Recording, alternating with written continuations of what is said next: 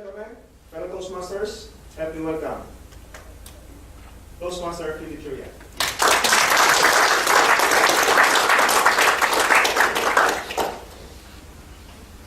Check. Am I audible?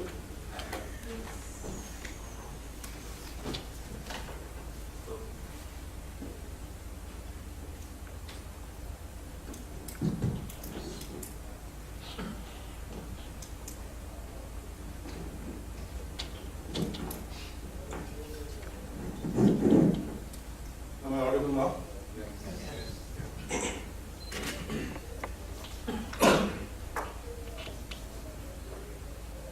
I had the chance to kiss a lovely girl, but I messed it up under the influence of my very discouraging friends. Contest chair, panel of judges, fellow Toastmasters and guests, good evening. Good evening. It was our annual school celebration, and I was given the role of the Prince Charming, who kisses the sleeping beauty and brings her back to life. As a 6-year-old, I had no clue why the teacher chose me for this act. Maybe it was my charming and good looks, a curse that I suffered till date. The stage was frightening, and kissing was more frightening. For a small boy, kissing was not tempting as a lollipop to dare the stage. The senior kids, they gave me an envious look, slapped my butt and said, "Lucky kid." The senior girls pinched my cheek. By the end of the day, both my cheeks were red and sweet. But with all this attention, I was lost. The boys of my class, they said, "No chance, we are dead against you kissing. It's not cool for a boy to kiss a girl." Toastmasters, I was only 6 years old.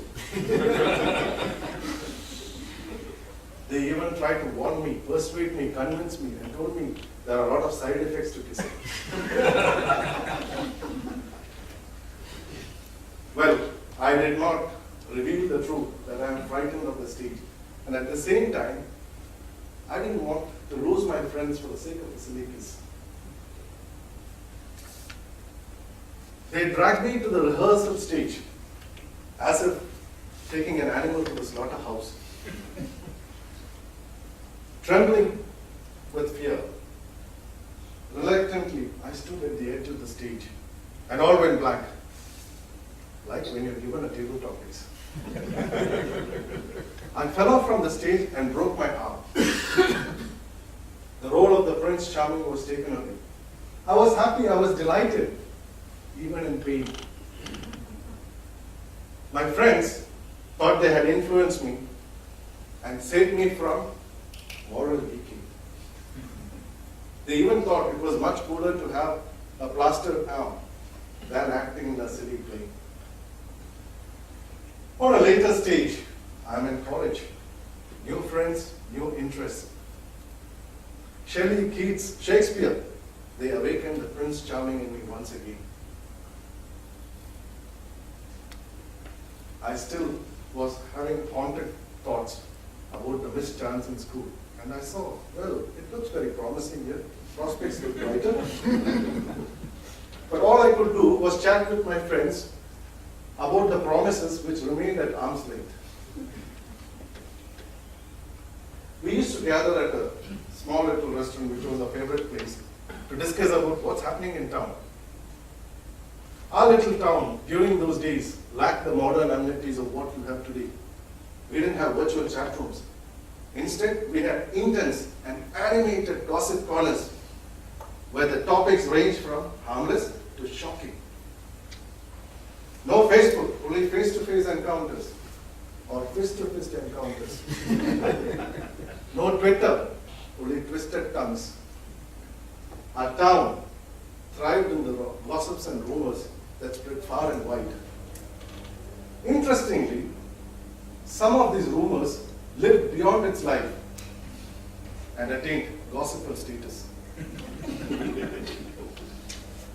one such story was about Dolly. She was notorious and had many stories to her credit. For us youngsters, she was a hope among all these orthodox. Cars were rare during those days, and her red Morris Minor was rarer and equally famous. The registration number was treasured by all. Sighting the car was like sighting a UFO. One day, while we were at our favorite restaurant, we see this red Morris Minor coming. He parks over there. And all of a sudden, all the heads in the restaurant look. And out comes an elderly lady in her late 60s. Disappointment sinks in. People go back to their business. Out of curiosity, I look further. And I find the registration number 5555. It's the same as Dolly's. Contrary to my belief about Dolly, based on these rumors and gossips, she turned out to be a very decent, warm, and loving person. I felt ashamed of having fallen for this tall story, and I decided not to let anyone influence me. Years passed by. I got a job. My responsibility was planning and budgeting. But on the personal front, I was a poor planner. Until I met Pavitra, my wife, who was a meticulous planner. During the first few days of our marriage, she got the taste of my last minute surprises. Like when I forgot to book the hotel in advance for our honeymoon. She was surprised. She was shocked and dazed when I took her on an adventurous ride. Halfway through on a speeding car, trying to catch the train. Then the regular stuff like forgetting anniversaries, birthdays, being late for parties and all that, which I'm sure you all do. Many of you do. She used to get irritated to see me blissfully sleep while she was busy planning for the next day, not knowing that is going to go down the drain the very next day. Over the years, she has stamped her influence on me, and I had no choice but to change. All through these stages, I learned a lot from life and my wife. Dear Toastmasters, today I am willing to take up any role, and I will not refuse it on the pretense of moral decay or external influence. Over to you.